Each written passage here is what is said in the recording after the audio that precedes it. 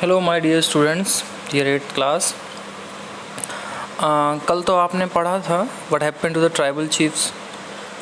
जो मेन जो संथाल, गोंड या मुंडा, ये सब जो ट्राइबल लोग थे, उनके चीफ थे, उनके साथ फिर क्या हुआ। फिर अब हम पढ़ेंगे कि what happened to the shifting cultivators. वो जो शिफ्टिंग कल्टीवेटर्स हैं, ज़मीन जोतने वाले लोग हैं, जो जगह जगह ज़मीन जोतते रहते थे, कभी यहाँ कभी वहाँ। फिर कुछ समय के लिए वो ज़मीन छोड़ देते थे, दूसरी जगह चले जाते थे। फिर उस ज़मीन को छोड़ने के बाद वो फिर कहीं चले जाते थे और वापस कुछ समय के बाद उस ज़मीन पे आते थे जो उन्होंने सबसे पहले जिस पे कुछ उगाया था। ठीक है, ये shifting cultivation. The British were uncomfortable with groups who moved about and did not have a fixed home. British अपने आप को उन लोगों से थोड़ा अनकम्फर्टेबल फील करने लगे जो लोग एक जगह रुकते नहीं थे, मूव करते रहते थे और एक जगह उनका कोई सेटलमेंट नहीं था। They wanted tribal groups to settle down and become peasant cultivators. वो चाहते थे कि सारे ग्रुप एक जगह बस जाएं और पीजेंट कल्टीवेटर मतलब जो किसान होता है, किसान जोतकार होता है, जोतने वाला होता है, वो ये सारा काम ये एक जगह करने लगे। Settle peasants were easy to control and administer than people who were always on the move. अंग्रेज़ों के लिए उसमें सबसे अच्छी बात ये थी कि अंग्रेज़ों को लगता था कि जो लोग एक जगह सेटल्ड हैं उन पे अधिकार जमाना इजी है, उन पे शासन चलाना इजी है, बजाय उन लोगों के जो इधर उधर घूमते रहते हैं, shifting cultivators. The British also wanted a regular revenue source for the state. और ब्रिटिश को यहाँ से हर आदमी से रेवेन्यू भी चाहिए था ताकि वो यहाँ से अच्छा खासा मुनाफा कमा सकें। सो दे इंट्रोड्यूस लैंड सेटलमेंट। तो उन्होंने क्या किया, लैंड सेटलमेंट को इंट्रोड्यूस किया धीरे धीरे कि यहाँ पे इस जगह पे ये लोग रहें, ये यहाँ खेती करें और एक ही जगह बस जाएं। लेकिन आप सोच के देखो कि जिनकी लाइफस्टाइल पूरी जंगलों पे निर्भर है, जंगलों पे डिपेंड है, क्या वो रुक सकते हैं इस तरह से? क्योंकि वो फ्रीली मूव करते हैं, जंगल का देखभाल करते हैं, जंगल को बचा के रखते हैं, अपनी लिवलीहुड भी चला रहे हैं। उन्होंने कभी उसको नुकसान नहीं पहुंचाया। एक्चुअल में उन्होंने ही हमारी ज़मीन को हमेशा अच्छे से बचाए रखा। That is they measure the land, ज़मीन को माप करें, डिफाइंड करें राइट्स ईच इंडिविजुअल के कि किस ज़मीन पे किसका अधिकार है, and fix the revenue demand for the state. और फिर वहाँ से वो टैक्स जो है फिक्स करते हैं कि यहाँ से तुमको देखो हमने तुम्हें ज़मीन दे दी है, अब तुम्हें यहाँ से इतना टैक्स हमें भरना होगा। Some peasants were declared land owners. कुछ पीजेंट्स को ज़मींदार बना दिया बेटा। अदर्स को टेनेंट होते हैं जो किराए पे खेती कर रहे होते हैं लोग, बटाई पे जैसे ले खेती करते हैं ना, दूसरे का ले लिया साल भर के लिए, उसको रेवेन्यू भरना होता है। तो जो टेनेंट थे were to pay the rent to the land owner who in turn paid revenue to the state. Tenant land owners को देते थे सारा पैसा और जो लैंड ओनर होते थे वो फिर ब्रिटिश को, स्टेट पे यहाँ पे मतलब है ब्रिटिश गवर्नमेंट को, फिर वहाँ से वो सारा पैसा पहुँचाते थे। इस तरह से उनकी ये चीज़ें चलती रहती। The British effort to settle झूम cultivators was not very successful. झूम कल्टिवेशंस को सेटल करने का जो तरीका था या जो पॉलिसी थी अंग्रेज़ों की, वो सक्सेसफुल नहीं रही। Settled flow cultivation is not easy.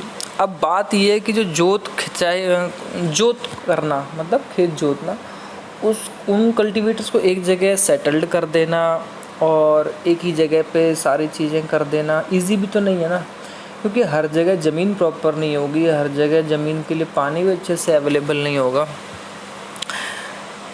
In areas where water is scarce, जहाँ पानी की कमी है, and the soil is dry, जहाँ मिट्टी सूखी है, वहाँ पे क्या फ़ायदा है, वहाँ टैक्स कैसे आएगा?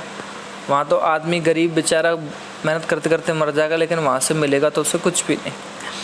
In fact jhum cultivators who took to plough cultivation often suffered.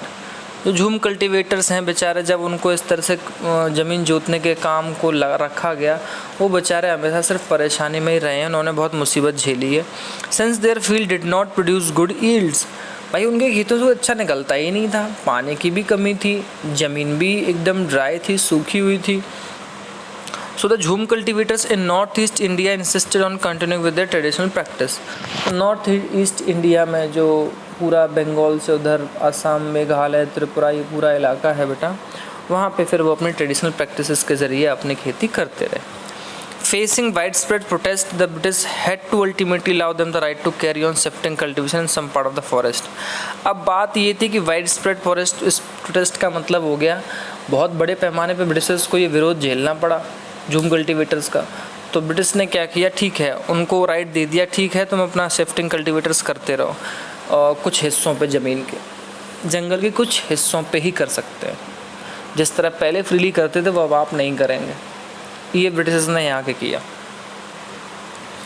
ये पिक्चर्स को देख के आप कई तरह के ट्राइबल वर्कर्स को समझ सकते हैं, आप देख सकते हैं किस तरह से बेचारे काम करते हैं। ये आंध्र प्रदेश के फील्ड में वहाँ पे चावल उगाया जा रहा है, वहाँ पे इसकी खेती हो रही है, वो लोग हैं ये। Forest laws and their impact, बहुत अच्छा टॉपिक है ये। अंग्रेज आए तो अंग्रेज फॉरेस्ट लॉ ले आए बेटा, और उसका जो इम्पैक्ट है, प्रभाव है, को वो क्या पड़ा वो आप देखो ज़रा, ठीक। The life of tribal groups as you have seen was directly connected to the forest. जो जनजाति लोग हैं बेटा, जो ये आदिवासी लोग हैं, जंगलों में रहने वाले लोग हैं, इनकी कबीलों में रहने वाले लोग हैं, इनकी पूरी लाइफ स्टाइल बेटा सिंपल सी कनेक्टेड है जंगलों से, वहाँ के पेड़ पौधों से, वहाँ की लाइफ से। So changes in forest law had a considerable effect on tribal lives. तो इसलिए जो जंगलों के लिए नियम बनाए अंग्रेज़ों ने, उसका सीधा सा इफ़ेक्ट पड़ा किस पे, ट्राइबल जनजीवन पे। The British extended their control over all of forest. Britishers ने पूरे जंगलों पे अपने पावर को एक्सटेंड कर लिया, ये बता दिया कि ये जंगल हमारा है, हमारे कंट्रोल में है, हमसे पूछ के सारे काम होंगे।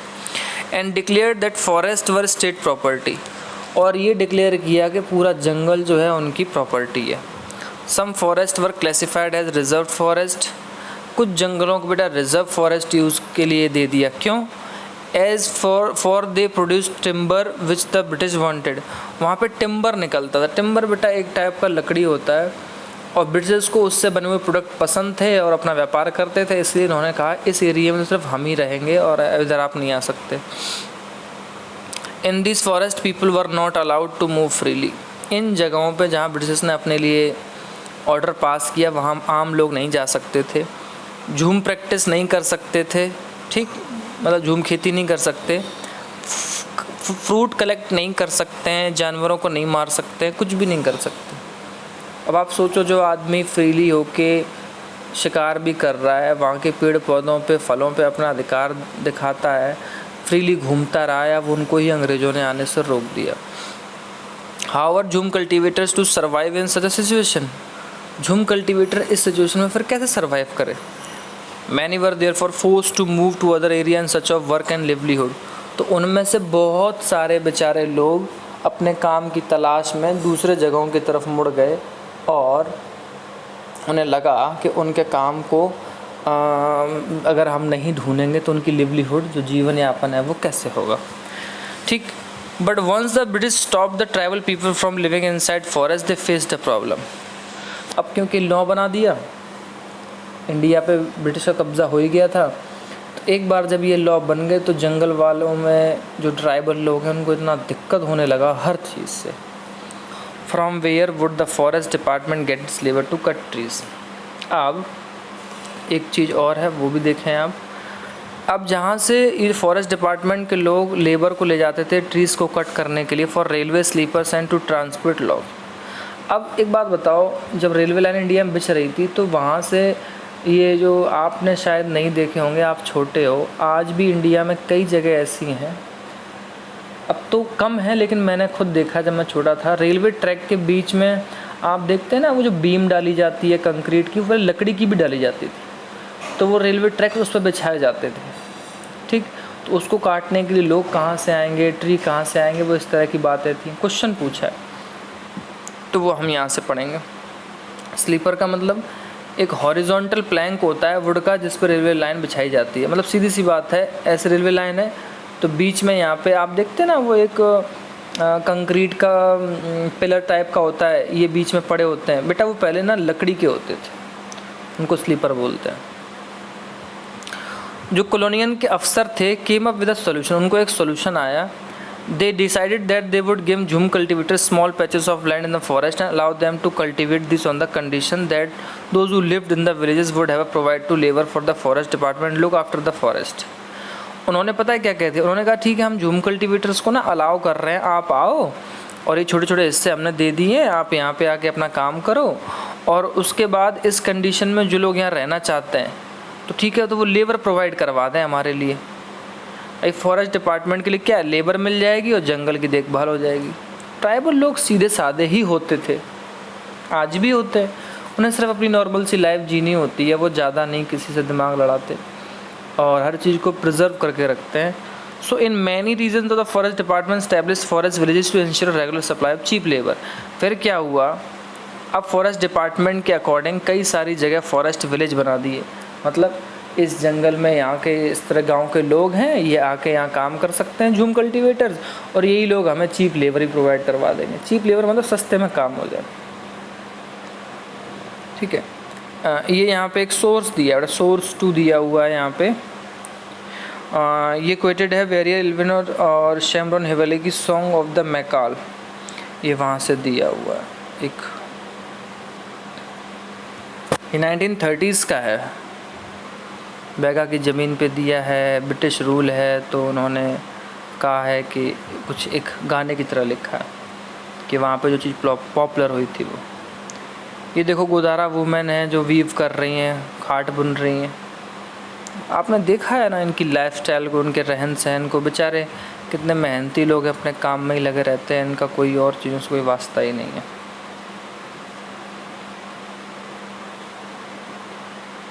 अब उसमें क्या है आगे ज़रा देखेंगे. Many tribal groups reacted against the colonial forest law. अब जो ब्रिटिश ने कानून बनाए थे तो सिंपल सी बात, उसके खिलाफ बहुत सारे रिएक्शन आ रहे थे. दे डिसोबेड द न्यू रूल्स, जो नए कानून बनाए उनको नहीं मानते थे. Continued with practice that were declared illegal. जो ब्रिटिशर्स ने अपने अकॉर्डिंग चीज़ों को अवैध घोषित किया है, लीगल किया कि ये आपको नहीं करना है, तो ट्राइबल लोगों को इससे कोई फ़र्क नहीं पड़ा. वो अपनी नॉर्मल लाइफ को जीते रहे, चलाते रहे और उन्होंने इस चीज़ पे कोई ध्यान नहीं दिया. And at times rose in open rebellion, और एक टाइम ऐसा आया खुला विद्रोह हो गया अंग्रेज़ों और ट्राइबल लोगों के बीच में. Such was the revolt of Songram Sangma in 1906 in Assam. ये सोंग्राम सांगमा हुआ था 1906 में असम में. And the forest satyagraha the 1930s in the central province.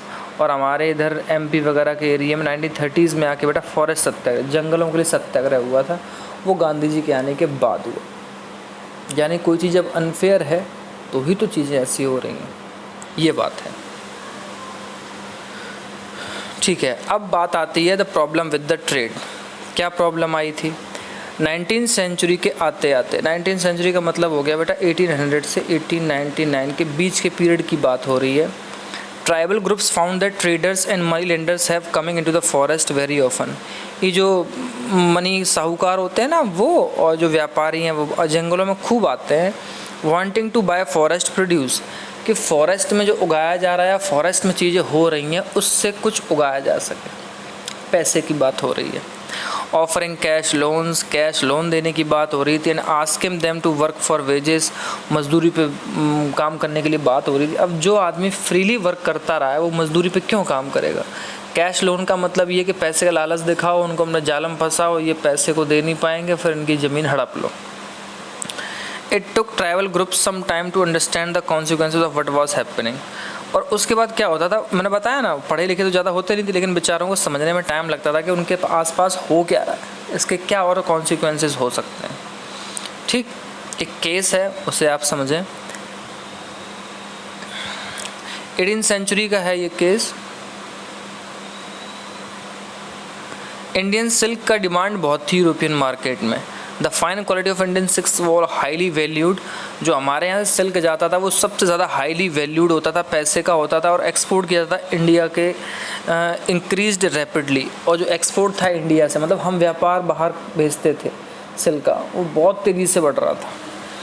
As the market expanded, जैसे जैसे मार्केट बढ़ी, East India Company officials tried to encourage silk production to meet the growing demand. जो East India Company थी, अफसर थे, उन्होंने कोशिश की कि वो एंकरेज कर सकें, सिल्क प्रोडक्शन को बढ़ावा दे सकें, ताकि जो डिमांड यूरोप में हो रही है इंडियन सिल्क की वो उसको पूरा कर सकें। उनको पैसे का लालच है कि हम डिमांड पूरी कर देंगे, और जो यूरोपियन मार्केट है वहाँ सिल्क बहुत बड़े दाम पे ख़रीदा जा रहा है, तो वो भी चीज़ें पूरी हो जाएंगी। ये देखिए, ये हजांग वुमेन है, ये मैट बुन रही है। आप देख सकते हैं इस तरह के लोग पीछे अपने बच्चों को टाले हुए हर तरह काम कर रहे हैं, और ये सारी चीज़ें आप इंडिया में ये लोग आज भी हैं, आप ये चीज़ें जान लें।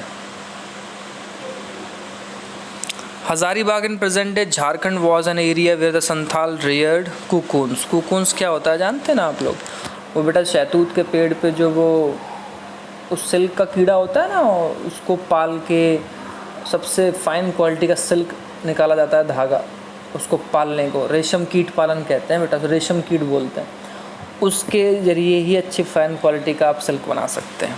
संथाल लोग कुकून्स को ये काम करते थे। The traders dealing in silk sent in their agents who give loan to the tribal people. अब जो ये ट्रेडर थे ये अपने एजेंट भेजते थे लोन देने के लिए संथालों को, एंड कलेक्टेड द कोकून्स, ताकि कोकून ले आए। समझ रहे हैं आप इस बात को? तो होता क्या था, जो ग्रोअर था, जो संथाल है, वो 3 से 4 रुपए उसको मिल रहा है फॉर 1000 कोकून, 1000 कोकून के लिए। लेकिन These were then exported to Varthaman और गया where they have sold at 5 times at the price। लेकिन ये गांव वाले से लेने के बाद 3-4 रुपए में 1000 कोकून खरीद लिए, और जब वो एक्सपोर्ट होता था वर्धमान बेटा पश्चिम बंगाल में है, वेस्ट बंगाल में, गया बिहार में है, जहाँ पे उसको 5 गुना ज़्यादा कीमत पे बेचा जाता था। अब आप सोच के देखो कि ये गरीबी जो इनकी हालत है, ये लोग ऐसे हैं, मेहनती हैं, सबसे ओरिजिनल लोग हैं, इनके क्या हालात हैं आप सोच के देख सकते हैं। Where they were sold at 5 times the price, 5 गुना कीमत पे बेचते थे। अगर 4 रुपये के हिसाब से ले गए तो वहाँ 20 रुपये का बेचा। अब आप सोच के देखो कि बीच का जो 15 रुपये का गैप है, उनको कितना फ़ायदा होता था, ट्रेडर्स को, एजेंट्स को। उन उगाने वालों बेचारे संथालों को सब 3 से 4 रुपये मिलते। The middle man so called because they were arrange deal between the exporter and the silk grower. अब जो बीच का बिचौलिया था भाई, वो अरेंज करता था ये डील। जो बाहर से आए हुए लोग हैं, जो पैसा लगाना चाह रहे हैं, वो और जो उगा रहा है उसके बीच, और उन सब के बीच होता क्या था, मेड ह्यूज प्रॉफिट, बहुत बड़ा प्रॉफिट होता था। The silk grower earn very little, और जो सिल्क को उगा रहे हैं ये ट्राइबल लोग, इनको बहुत कम मिल रहा है। Understandably many tribal groups saw the market and the traders as their main enemies. धीरे धीरे क्या हुआ, ये जो ट्राइबल लोग हैं बेचारे, इनको लगने लगा कि जो मार्केट में बैठे ट्रेडर्स हैं और ये ना हमारे सबसे बड़े दुश्मन हैं। ये जिस तरह की मार्केट में हमारा माल इतने गुने ज़्यादा बेच रहे हैं, ये इनकी सबसे बड़ी प्रॉब्लम है। इस तरह से हमेशा से एक्सप्लॉयटेशन हुआ है उन लोग का, ट्राइबल लोगों का।